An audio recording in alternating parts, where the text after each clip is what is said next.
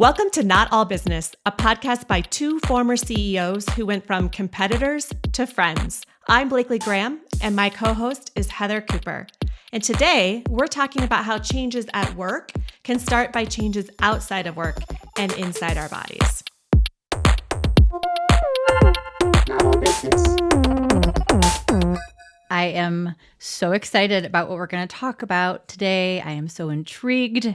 I have so many questions, and I can't wait to get into it. So without further ado, Blakely, can you please introduce our fantastic guest? I can. Where's the drum roll? Clay? I'll add it in. He's better I'll throw at that. something in there. Yeah. Okay, good. Awesome. Okay, yes, let me introduce Jamie Cole. So Jamie, in addition to being a very good friend, was one of my very early employees. In fact, I think we figured out she was employee number 5 and quickly became my right hand at TaskRay and ultimately became our COO.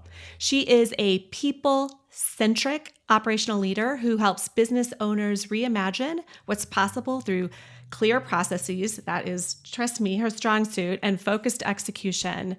She is experienced, in marketing, operations, strategic planning.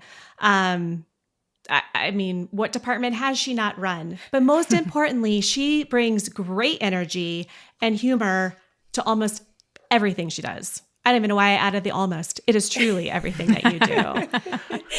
And while that was my official intro, Jamie and Heather, I have to first ask you, have you been following Melanie Sanders? Crickets. Our listeners know who Melanie Sanders is. I think she's just being Melanie on Instagram and TikTok. She was just featured in the New York Times for the We Do Not Care Club. I've heard of that. Yes. So she just gets on Instagram and she'll say stuff like, "We do not care if we brush our hair today." I did actually just read about her yesterday. Yes, I totally know who you're talking about. Yes. So for example, today, right before I came on to the podcast, I brushed my teeth. And I don't know why. Because, you're not here and I just ate some chips. And so, but I only said that because we do not care that I have toothpaste running down my shirt right now. We just don't care. And the real reason I bring all this up is because I want people to understand who Jamie Cole is very quickly. And Jamie Cole was my We Do Not Care club member at work. And so our role, we were 2 female executives. We were 50% of the leadership team for a long time and women. And we were very good about keeping it half women for the entirety of the company. But we would walk every day, sometimes run, sometimes we'd walk 10 times a day. And a lot of it was we don't care if the men in the room don't get our flow. We do not care if it was just that. To me, you are the We Do Not Care origin. Aww. You helped me through so much. And I just think we don't care. Yeah. No, I appreciate work. Today, we're going to care about something way more important. I appreciate that. I agree. We were each other's sanity, which was really nice because a lot of times you do not have that on an executive leadership team at all. You don't. Did you have a We Do Not Care partner, Heather, at Cloud Coach? I did. Is this yet another way that TaskRay was superior? No, we actually at Cloud Coach did care quite a bit about everything we did. And we put a lot of effort and we did care with our whole selves at Cloud Coach. Thanks for asking though. No, are you kidding me? It wasn't a way I don't care. It was what the fuck was that walk? Yes. Right? It was did that just happen? Let's go get coffee and let's just, take a break for a second. Is that, yeah. That's exactly right. That's pretty much it. Yeah.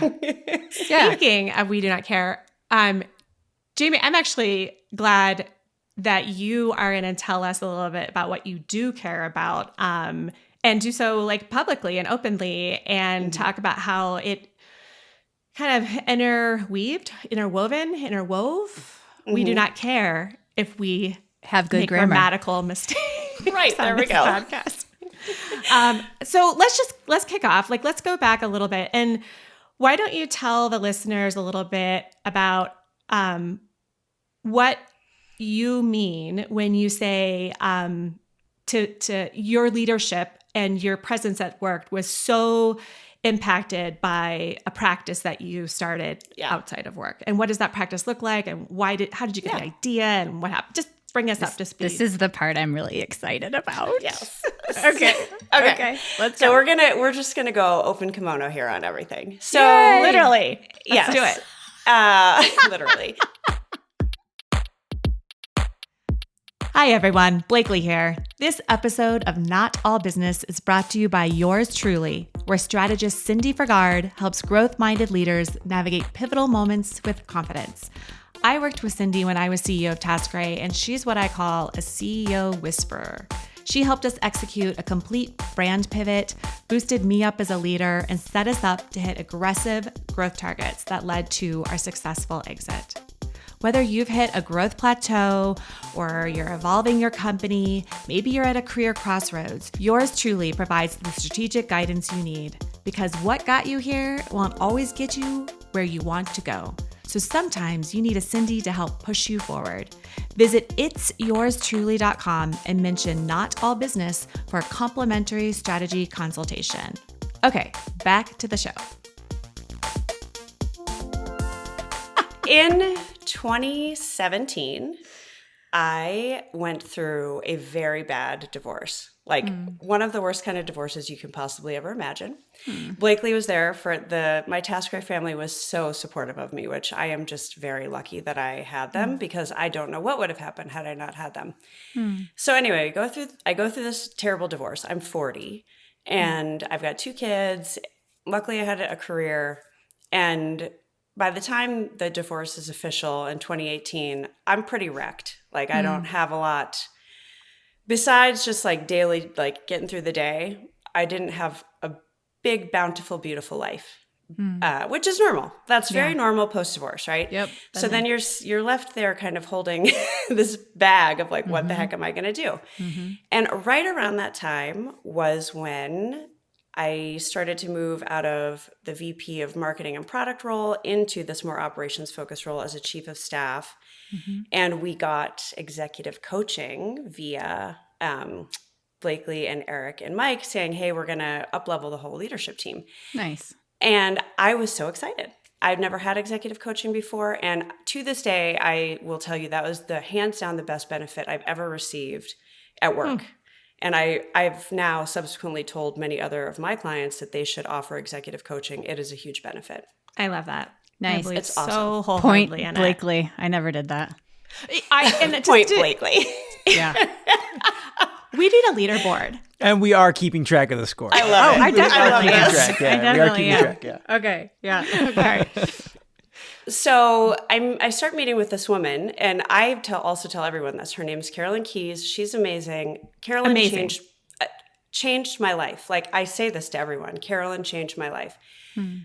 So we have our first couple meetings. She's so gracious. She listens to me. And she was like, you have a lot going for you, like blah, blah, blah. Stuff I've heard my whole life. Smart, da-da-da. She goes, your physical presence needs a lot of work. Wow. Like you're just not, she just came right out and said, and I definitely like tears in my, like it was a hard thing to hear. Yeah. But when I sat with it for a little while, I was like, yeah, she's probably right. Like I don't feel awesome because I'd been through this, whatever, big life change. Kicked down. Yeah. Yeah. And I mean, and I, like they said, we did stuff, but I wouldn't consider it that I was like passionate about any one thing. I was doing it sort of just to maintain. So then it's like 2019, things are sort of stabilizing. I'm trying to figure out my way in these leadership roles. And my other very good friend, who also is a coach, her name's Karen Eldad, she's my friend from high school, came out to visit me, and she's Israeli, and she's definitely no bullshit. And she was like, you need to get your stuff together. Like, you need to read all these books. And she was speaking at PoleCon, which is the Pole Dancers Convention of America. And I was like, PoleCon.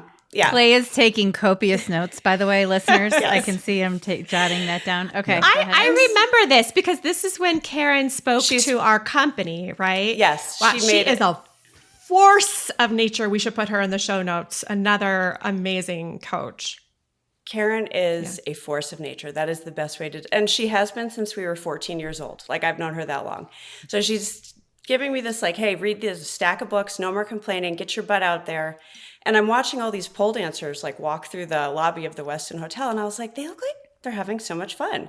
And Karen was like, they're great. She was speaking on self-love at the conference. She's like, you should try it. So ironically enough, the studio that I go to now, Rockstar Pole Fitness in Westminster, Colorado, was maybe 5 minutes away from our old office. 2 weeks later, I was like, I'm just going to do it. I'm just going to sign up and go. Wow.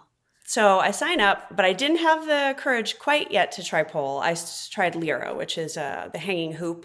You'll see that in the circus a lot. It's like a aerial hoop. Right. So I did Lyra a couple times, but every time I had to walk past the pole room, and I was like, I just want to try this. And then 2 weeks in, I gave it a shot. And I actually was just telling someone this past weekend, I still remember the first hit of dopamine that I got when I got a move, like within the first couple of weeks. And then I was hooked. What was the move? I mean, it was just like a fireman spin, the most basic spin where you like do one arm, you're hanging on with one arm and like angled the fireman out. spin, you like cross your knees. I actually was still using both arms at the same time. So just like a fireman would spin down a pole, but you're self-propelling yourself around it. Wow. And I finally got it, and I got such a hit of dopamine. I remember vividly thinking, I'm going to get really good at this, and like nothing's going to stop me from getting good at this. Hell and it was how I still feel 6 years later. And so that's how I discovered my discipline and how it tied into a need that I had at work if I wanted to keep progressing in leadership roles. Heather. I just have so many questions, but you go ahead. I just, I want to like take care of maybe I wouldn't call it an elephant room because you just kind of came right out and started talking about pole. Sorry. I mean, why is it funny? Oh, you're so sweet. I guess I just, you don't know why that's funny? No. Okay. That's okay. Go ahead. But I'm also really, We'll Jamie talk knows offline. this work with me. I'm like, oh. You're very sweet. It's cute. Go ahead. This actually might be better for later on once we start talking a little bit more how this has impacted you at work. But there is a social stigma thing, or it was. Is there still today?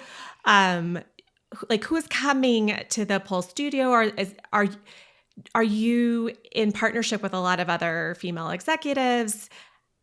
These are great questions. Are you talking about this because you're a fractional COO now? Is that correct? I do fractional chief of staff or fractional COO, depending on what they need at the company. Yeah. Are you leading with this? So these are great questions. And is it too early? I mean, I feel like something that I probably should have started with benefit, but let's go there and then we'll circle back around. I actually think it's a good thing because I do think that this is one reason why potentially other women might be nervous to try pole, in addition to other things. But there is still, I mean, it would be disingenuous of me to say there is no social stigma. But what I have found is that even amongst people that I think would be kind of like, when I say something about it, they're very curious. Like, like that's got to be really hard. Or, you know what I mean? Like I have very few out and out negative reactions straight to my face. All that being said, in terms of who's at the pole studio, I mean, it is one of the reasons I love pole is you get to meet people that you otherwise probably wouldn't be interacting with. But there are other executives there. There are doctors. There are lawyers. There are people who are gig workers. There are sex workers, like in terms of like stripping and all that kind of stuff. I was going to ask that. Do they go there the elephant to train? I was looking for. Are you hanging out with the strippers? Yeah, with strippers, absolutely. Yeah. Some strippers really put a lot into their craft to get better, and some don't, which is fine too. You don't actually have to be like the best at pole to be an awesome stripper. So it's just some people really get into it, it's that same thing. They're like, I love this activity. I'm going to keep doing it. There's nurses, like it's a wide gamut of people. I dance with trans women. I dance with women of like color. It's one of the only spaces I've been in as an adult that is so inclusive and sort of breaks down every barrier you could possibly imagine so that you all just show up and dance together. Totally Are vulnerable. there Democrats and Republicans at Pole? Yes, there sure are. Pretty sure There's that just probably doesn't come up.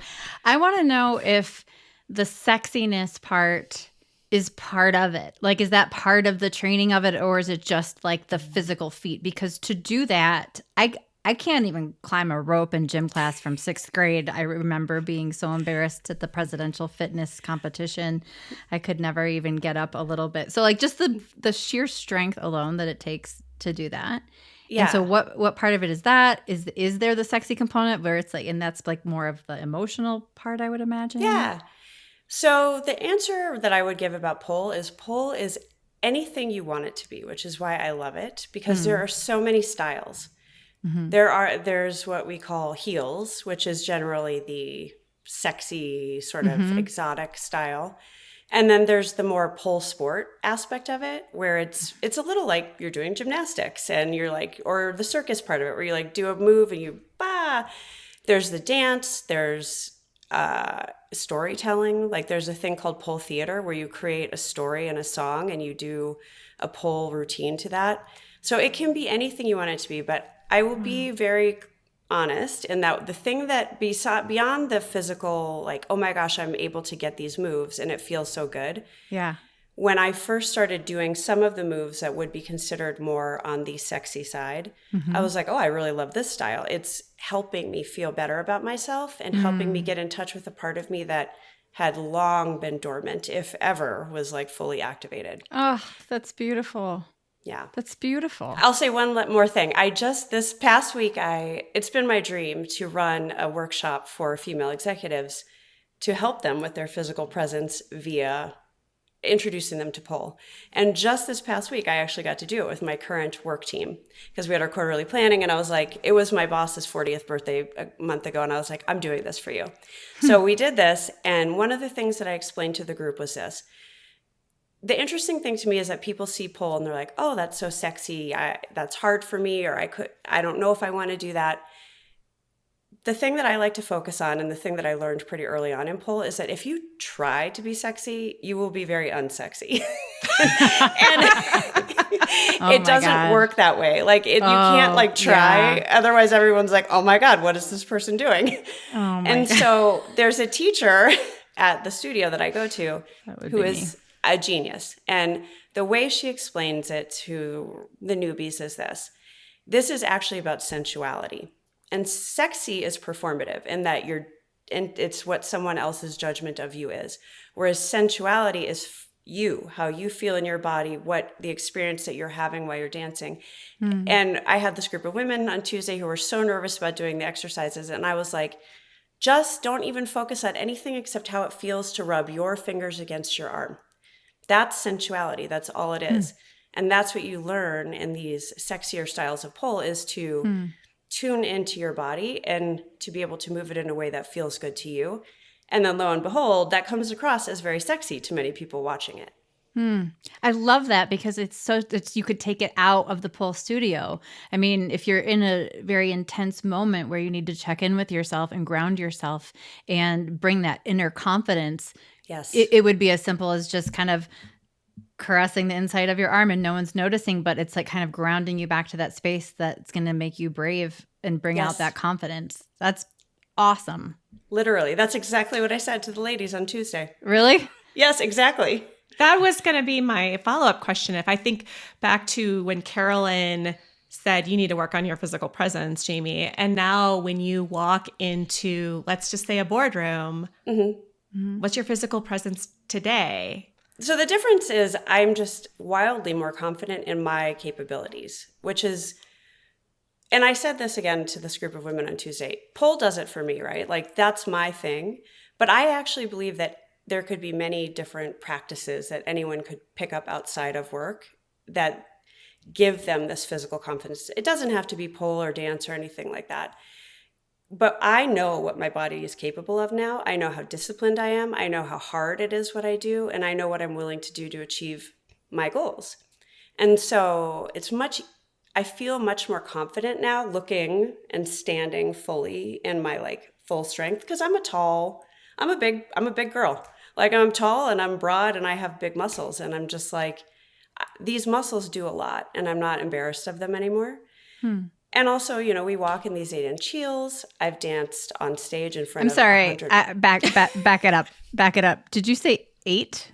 Mm-hmm. You did not say 8. 8-inch heels. Exist? 8-inch heels exist? 9, 10-inch heels exist, but I've never tried those. Are we talking, but like you've got platform lift? There's platform lift. You can't actually physically Barbie doll that, right? Yeah, no. The platform basically makes like probably like a 4-inch differential, I would say. And what do the heels do for your instruction? Or what's the purpose, I guess? So heels, obviously, I mean, one thing that I will never shy away from is that modern pole is born from strip clubs. Like they're inextricably linked. Some people try and say things like not a stripper or blah, blah, blah, but that's just not true. Like I've never done anything. I've never been paid for pole in that way, but it's awesome for people who are. The heels they're aesthetically pleasing. I mean, it makes your toe point look better. It makes your legs look longer.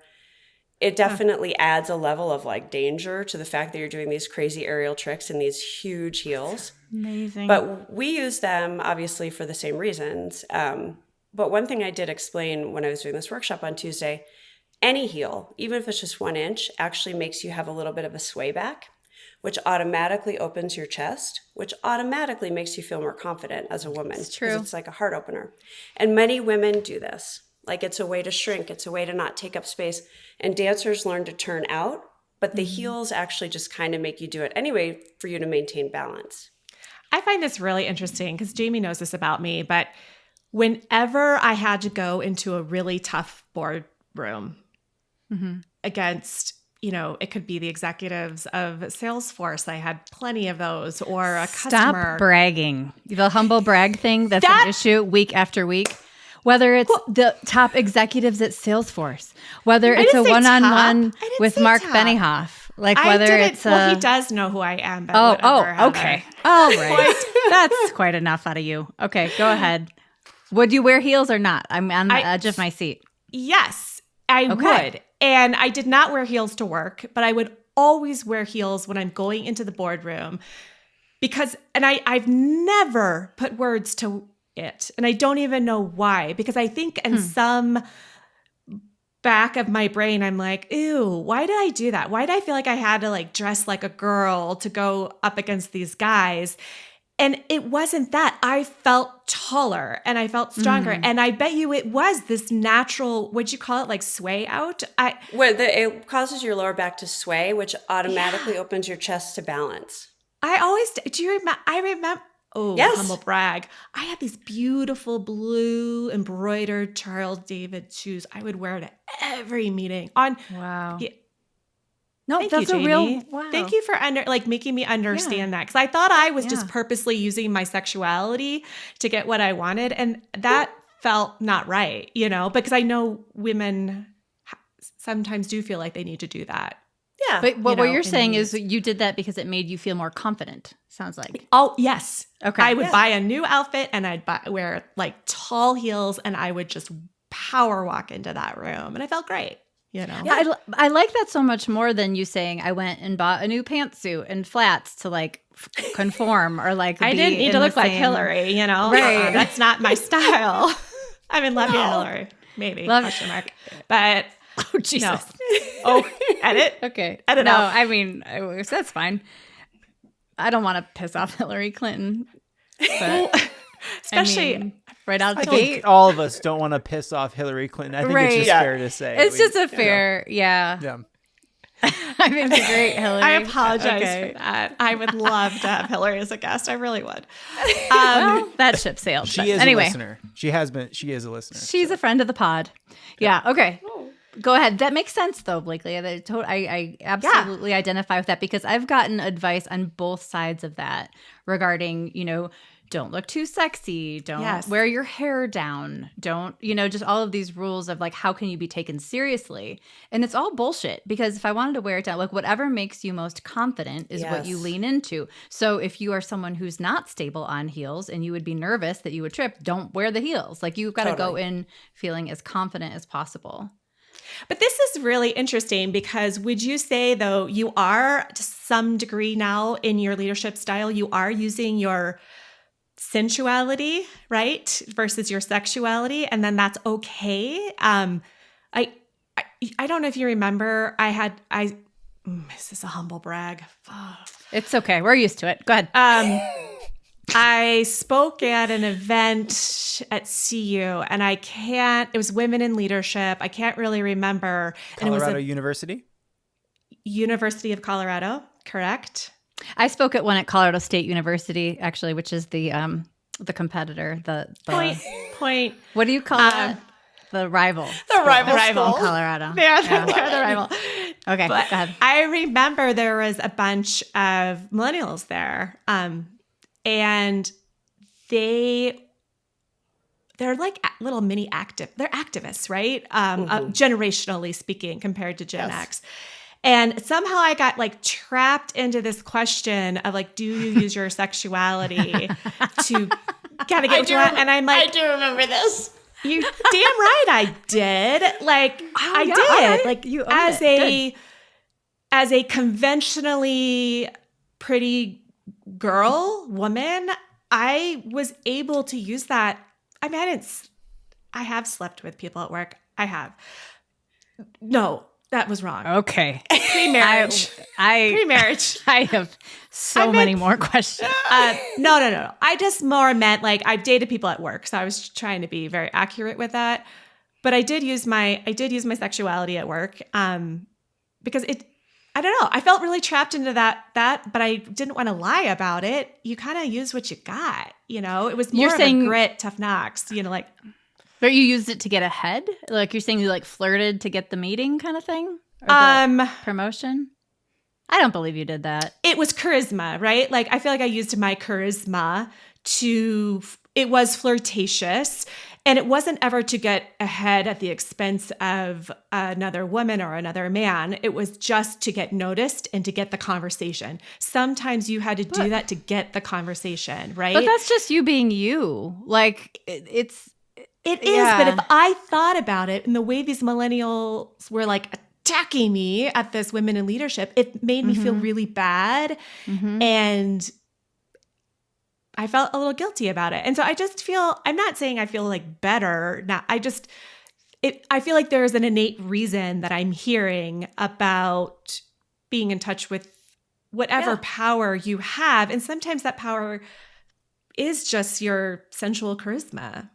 I love that. And because my experience would be like you're at a conference, you're having a great conversation with somebody of the opposite sex, and you're excited. I like write it down. I'm like, I need to follow up, great potential partner.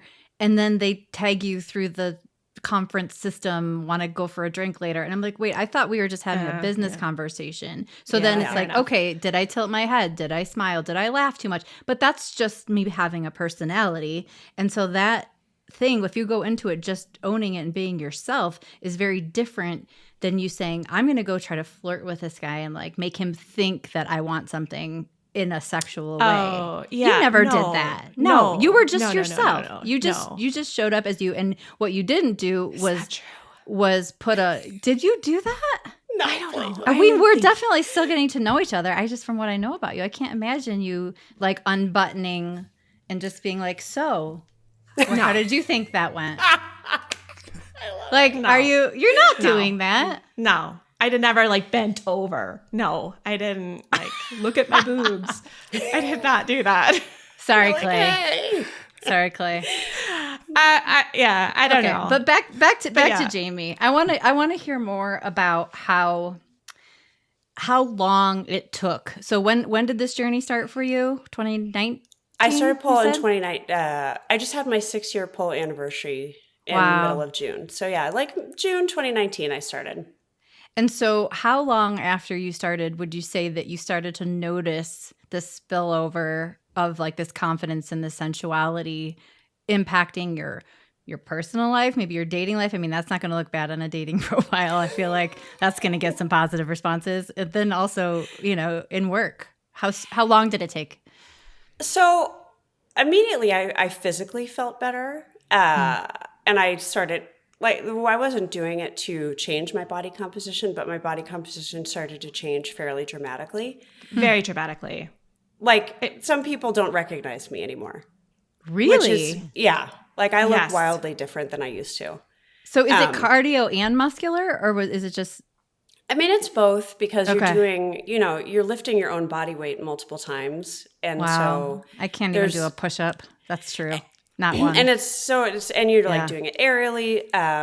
Wow. I would say that the real sort of internal change that has made me show up better as a leader happened probably over the course of 2 to 3 years. About halfway through, I started to really, because by that point I was much better at doing pole.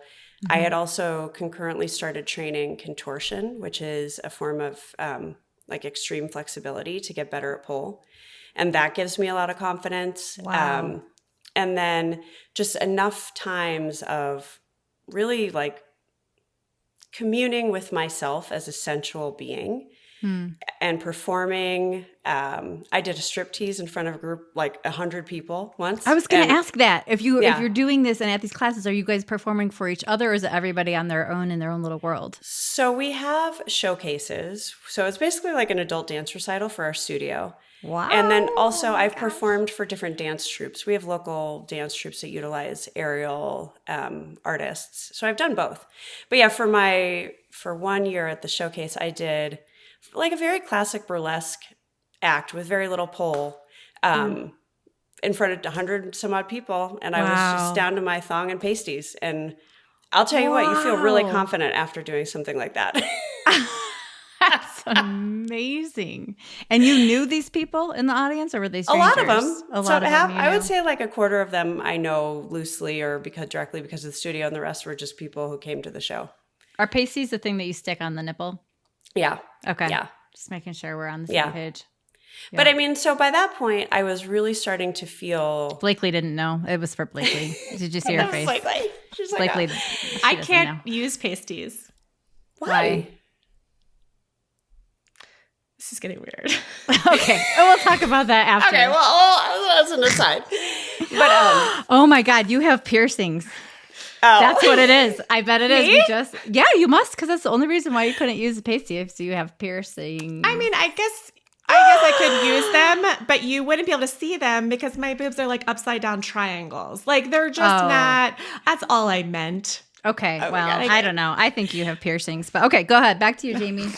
Anyway, I would just say it took me probably 2 years, if I'm being really honest, to feel the change at work. Because there's a moment in there where I was like, why am I being so nervous right now? I'm not a nervous person. And I would just kind of channel the connection that I had to my body at pole, I'd bring it to work. Especially when I was in a room with all men. I'm like, I'm not scared. I'm really not. And so I'm going to stop acting like I'm scared or nervous. And it gave me confidence.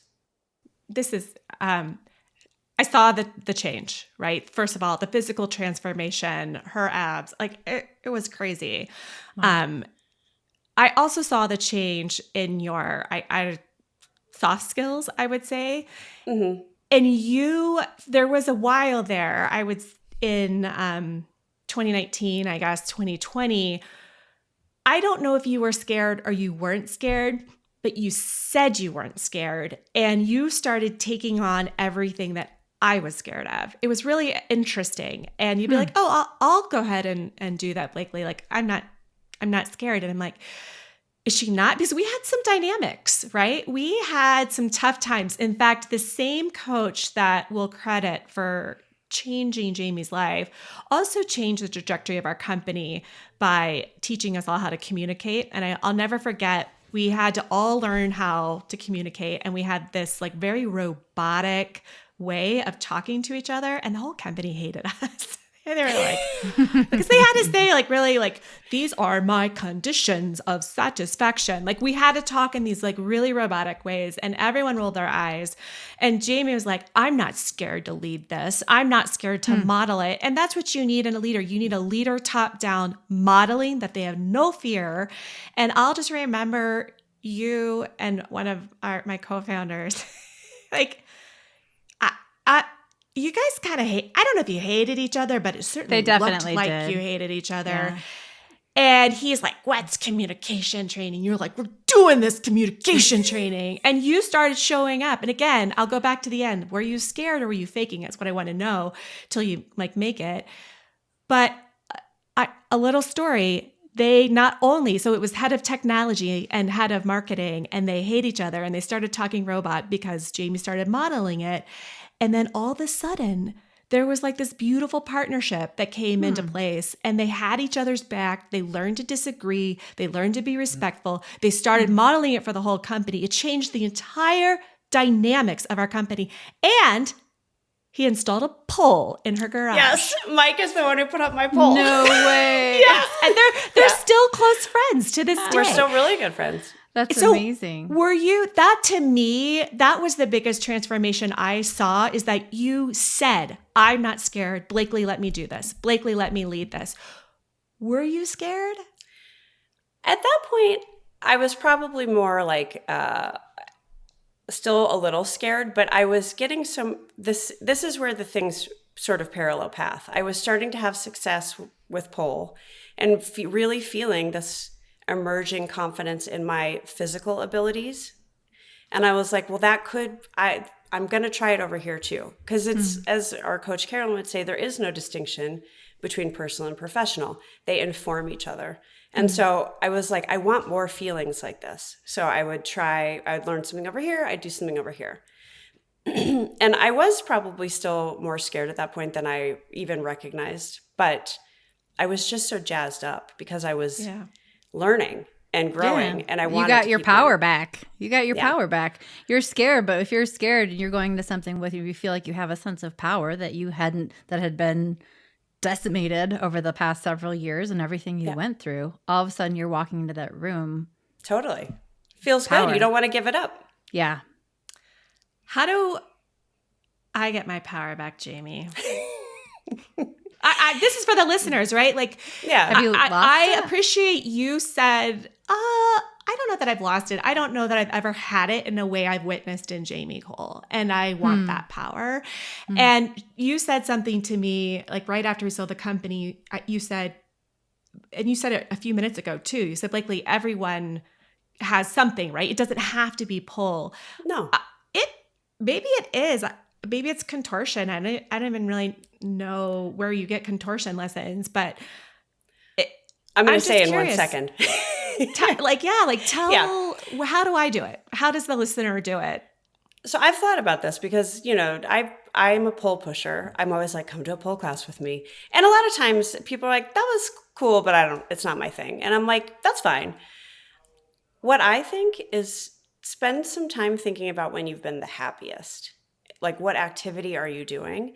And if I'm really thoughtful about why I think I'm drawn to pole, I've always had incredible upper body strength. It's weird. I've always, since I was a little kid.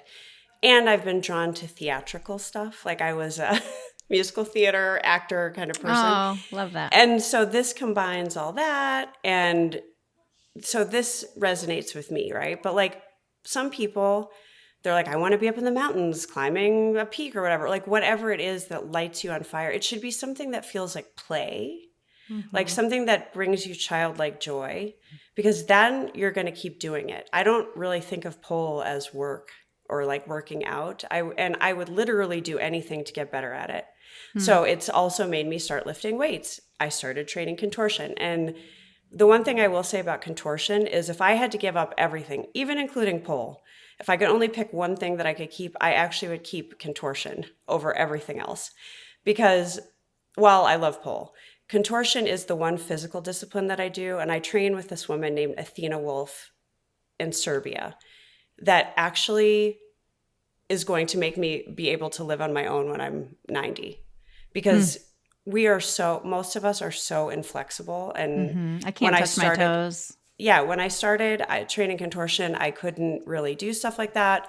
And Athena is quite gifted at getting people from that to I can do the splits, I can do a back bend, I can do a drop back, like I can do all kinds of crazy stuff now. And it's such a great discipline for physical health. And I love it. But you just have to think what brings you joy and start there. I got to say, we have, Heather, I don't know if you get this. I know on Instagram, like you get every single menopause reel, like eat more protein, lift more weights. I don't yet, but you are older than me, but I'll start getting them once I get your weighted older. Vest. Like, I don't know. There's like 1,000 yes, I get them. all coming on. I know. Yeah. I want to hear contortion on that list because I agree with you, Jamie, other than lifting weights, I believe the thing that's going to keep us old and satisfied and that is our mobility. And so I'm very interested in Athena Wolf. Her Instagram handle is Shelastic Wolf. Athena is also cool. Hands down one of the most interesting human beings I've ever met. She's Serbian. She speaks 7 languages fluently. She is a competitive belly dancer, contortionist. She does pole. She's just a genius, and she's hilarious.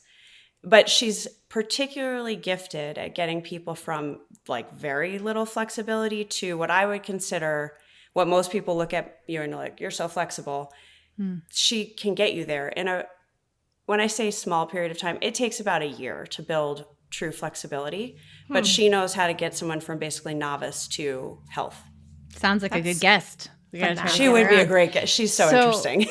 So cheat sheet, is it, I've heard, because in my quest to touch my toes, that it's something I should try like every day. Is it where you're like, and you try to just hold it and then like push it just a little bit further? No.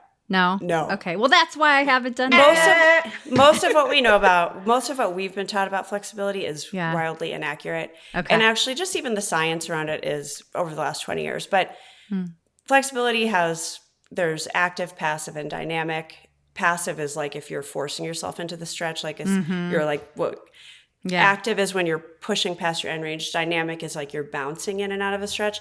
Yeah. You need to be doing all 3 to actually have mobility and flexibility. Okay. But these folks who teach contortion and flexibility, they know how to guide you through the right series of exercises in the right way. Because it's very easy to hurt yourself if you're doing kind of what everyone tells you to do. That's not right. Yeah. Especially at our age, Blakely. Be careful, sister. I creak a lot. I don't creak yet, but I definitely, every time I get up, I'm like, ugh. Like I make some verbal noise for no reason. Just standing up, sitting down. There's something comes out of my mouth every time. We call my husband the sire. He sighs. Like he could move his like pinky like. Well, he's carrying around those big triceps everywhere. It's got to be exhausting. That's true. But I would say back to your original question about what to find your thing, start with something that makes you feel playful, because I really think that's the entry point.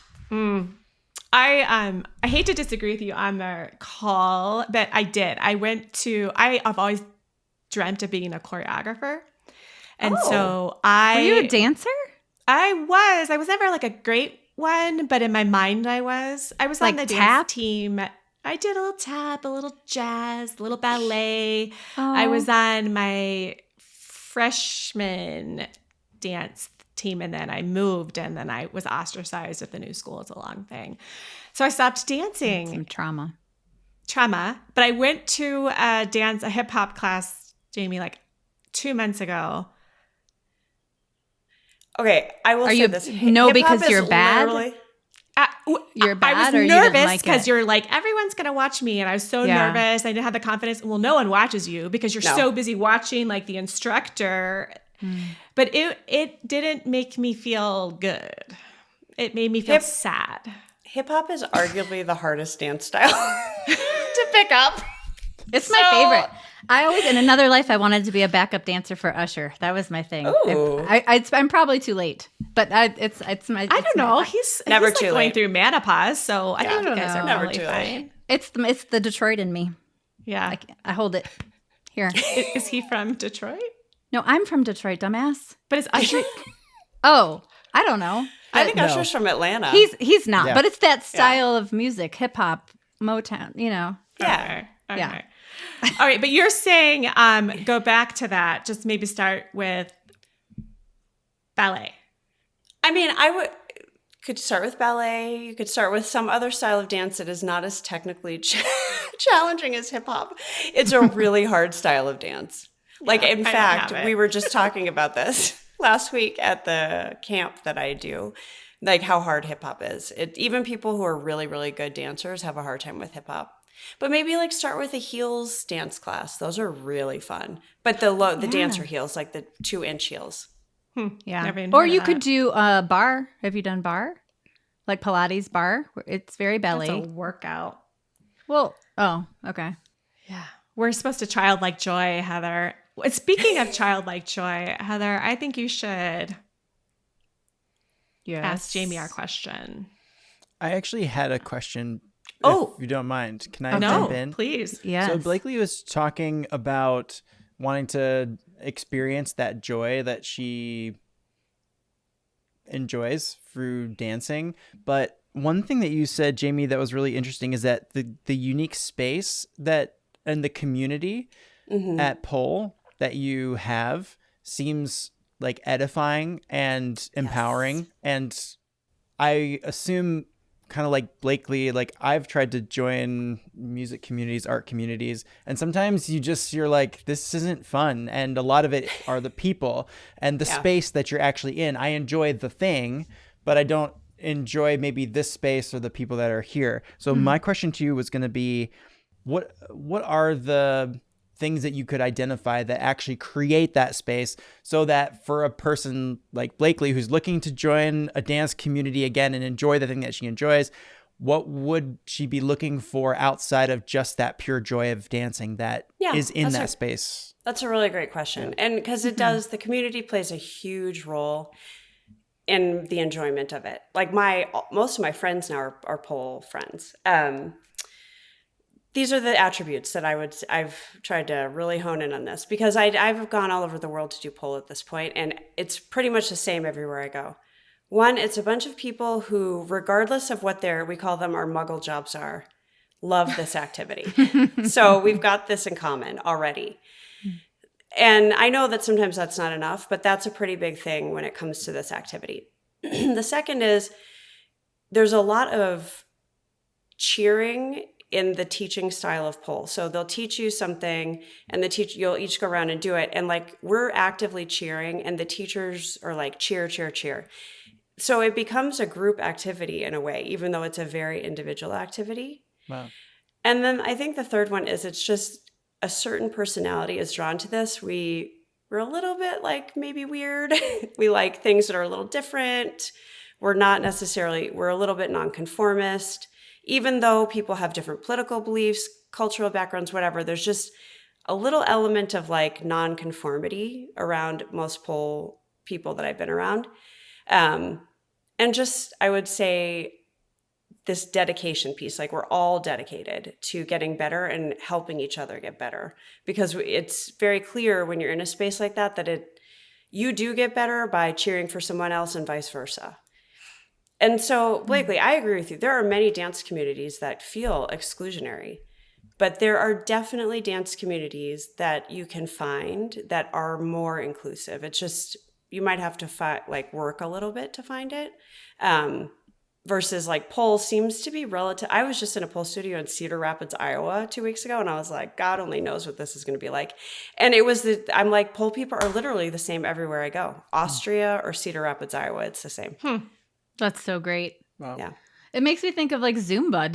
Have you ever done Zumba? Yes, I have. It's so fun, and you would love it, Blakely, because you're definitely going to be the youngest person in the room, and it just makes you feel great. And they're going to be like, wow, look at her and her hips. And it's just really fun. But there's like, if you ever want to be at a place where you don't feel judged, it's a Zumba class. Yes, yeah. I agree with that. Yeah, it's just a fun way to start. Not feel judged. And I guess I also have to check my judgment, right? And preconceptions and I think that's always a good environment to be in, right? Yeah. So It's the naked piece for me. Like I think I would have fun. If I was in an athletic outfit and did that, I would be embarrassed because I have no upper body strength. Like I could never do monkey bars, like none of that. So that part would be humiliating. But adding on like the belly and the butt and the, like all the things that I try to hide, I just can't. I want to share something with you. So it's so funny because this is usually what I hear when I'm doing my pole pushing. I'm like, come to class, come to class, come to class. People are like, oh my God, this woman's insane. But it's like, I don't have upper body strength. There is literally no better way to build upper body strength than by doing pole. I mean, seriously. Mm-hmm. And it's a very natural progression. You start off by just spinning around the pole. You're not leaving the ground. Then you learn to do a couple climbs. By the time before you know it, you're like flipping around up at the top of the pole. The clothing thing. We joke that we know when someone's brand new, they come in like full clothing, like yoga pants, long sleeve shirts, socks. Exactly. Which I did the same thing, right? Yeah. Because I was like, well, I don't know. And even for the first couple of months, I was nervous about my body. And then as you want to get better, the skin plays a very important role. Like you wear less and less clothing because you're gripping to the pole. Right. If you're wearing clothes, you're going to fall. Slip, yeah. And you need belly grip, you need arm grip, you need sometimes butt grip. Like you want to wear as little clothing as you can get away with for safety reasons. Okay. But then there was this class this was more early in my journey. There's this class called XXX. And the premise of this class is that you are in communion with yourself, doing sensual movement. And the teacher gives you all these very cool prompts around role playing and walking and all this stuff. And I saw these people doing this class and I was like, I could never, because they're wearing very little clothing. They're like doing things on the floor. So finally work up the courage to go to this class. And I will never forget it. I'm looking in the mirror and I had all those judgments about myself. Like, I don't look good, that I don't like this, I don't like that. By the end of that class, I was looking in the mirror, I was like, I am so hot. I am such a hot person. Oh. You are hot, let's be honest. Well, but everyone's hot. Everyone is hot, though. That's the point of this class is everyone is hot. It doesn't matter if I'm hot to anybody else or not. What the point is that I was looking in the mirror in my own eyes at my own body, and it rewired my brain. Because I'm like, I am hot. Everyone's hot. But the hotness comes from being connected to your internal like self, not how you look on the outside. But the way you see yourself, actually, and if you can look in the mirror and be like, damn, I'm good looking, it rewires your brain. But isn't that the truth? You can see what we would consider maybe a non-conventional person in the way they carry themselves. They can be the hottest person in the room, right? That's true. I completely agree. It all comes from within. There are many body types of pole. Like it's crazy. Sometimes you would see someone that you're like, maybe I would like have a preconceived notion they wouldn't be great at it because of their body type. And exactly what you just said. They are wildly great at it, and they are so connected to the way they can move their body and what they're communicating and how they feel about themselves that you're like, you are the sexiest woman I've ever seen. And maybe not conventionally, but you know how to turn that on for yourself and everyone else around you. I love it. I love that. Blakely, I propose we do this, like that we go together. I would totally go if you went. And we have to wear like booty shorts because I'm not going to be one of those cliche in my sweats. I'm not going to be all lace without my pasties. Not now that Jamie said. I know. You would get sniffed out so fast.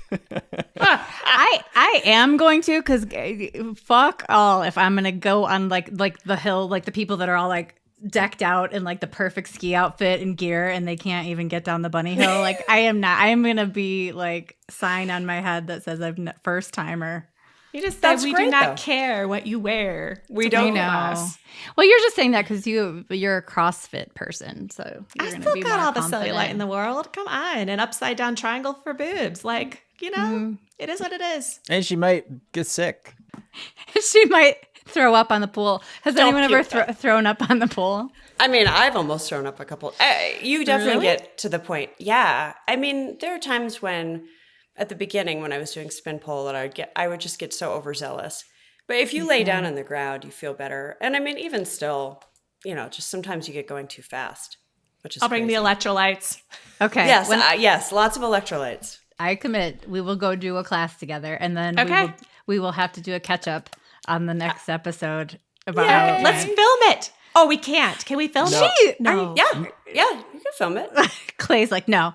Nobody No, wants I to meant see like that. live for the podcast. Nobody Our wants routine. to I was like, see we're not going to that. show up and say, hi, this class is being recorded for a podcast. I didn't mean for the other participants. I'm respectful, for goodness sakes. Okay. All right. Heather, take us home. Oh my gosh, this has been so fantastic. Thank you so much, Jamie. I'm excited. I'm excited to learn more, and just not even on the pull side, but just that concept of where is my happy place? Where can I feel that joy? Where do I feel the most confident? And how can I create something, whether it's a physical token or whether it's something that I can pinch myself or remind in those moments when I'm starting to feel imposter or inadequate, and like, how do I pull that power back in an instant, and what kind of practice can I put in to make sure that I'm prepared in those moments to have my power? So I am beyond inspired. Thank you so much for being here today. Before we let you go, we have a tradition where we ask all of our guests, and we answer it too, what is something that brought a smile to your face this week? Oh, a smile to my face. Yeah, you can think about it. Blakely, do you want to go first? I think seeing Just Being Melanie and the We Do Not Care Club make the New York Times brought a huge smile to my face, just knowing that mainstream media all just gave us a little bit extra permission this week to be human. Yeah, I like that. Love that. Made me smile. Clay? Oh, I'm going again. You're going to go every time. Always. Okay. You're okay. a part I of like this team. Okay. Clay. All right. Thank you. Thank you. While you're thinking, I'll do mine. Yeah, go ahead. Mine's easy. I've had a hell of a week. We have a tech go live tomorrow. And so as Jamie and Blakely can appreciate, we are implementing Clio, legal practice management software, and Salesforce all at once, and tomorrow's go live. So it has been a hell of several months, but then this week especially. So last night, my husband-to-be saw that I was a little tired and down, and he just went out and just got me flowers and brought them home. Just handed me a big bouquet of flowers, because fresh flowers are like my happy. And I just sat there and I smelled them and I loved them, and he just went and did that. And Cheers to Nick. beautiful. That's awesome. Yeah, he's a good man. one. Yeah, he's a good man. Mine this week, because I think Jamie's is going to be really good, so we should end on hers. But Yeah, no pressure. mine this week is so I'm on vacation, staycation, and so my in-laws are hosting our son at their house for an entire week, and Wow. the drive, I mean, pulling away from their house and getting on the road, heading back to our place, it's just like the smile on my face. Like, I have a full week of vacation with the love of my life. It was like, it's just the best. So it's really that good just to brought know. a smile to my heart that you said that. Oh, that's I beautiful. love that you describe your love of your Yeah. life as your love of your life. Ray, she's the best. She's the That's best. amazing. Yeah. All right, JC. Okay, Jamie, close Bring us us That's out. mine. I mean, mine's going to be pole related. Shocker. This week, what brought a smile to my face? So I last week ran my 3rd annual Rocky Mountain Pole Camp. And so I was exhausted on Monday from just that. And then I got many women who were involved in that camp sent messages to Hannah, who's my basically business partner for the pole camp, and I, that it was one of the most powerful weeks of their life, and that they made friends and they learned a lot. And this was exactly what I wanted to do. I want to create space for people to come together and dance and learn and build friendships. And I get to participate in it. So that brought a big smile to my face. That's beautiful. Congratulations. That's a huge success. Yeah, it was great. Yeah. So are you running these camps often, or if people are listening and they're excited and interested to kind of go down this road, how can they get a hold of you? How can they learn more? Yeah. So I do have a pole Instagram account. It's Peli Roja Poles, Pelirroja_polls. Pelirroja means redhead in Spanish. I also, the website for our pole camp is RockyMountainPoleCamp.com. Okay. Those are the best ways to get in touch with me about pole stuff. Awesome. Yeah. Amazing. Thank you so much. Yeah, thank you. Thank you so much for having me. I appreciate it so much. I really appreciate the openness to talk about this thing. We appreciate you. Thank you. Fun. We're going to have you back on after Heather and can't Blakely wait. go take a class. I cannot wait. So listeners can look forward to that. Lots of good stories. I'm going to try not to pee on the pole. That's going to be my goal. If I can get through without peeing on the pole, you'll do it. I have full confidence. Success. I don't know. There's all kinds of muscles that you need, and I don't know. We'll see. Let's close on that. Thank you. Thanks, everybody. Thank you. Thank you. Okay.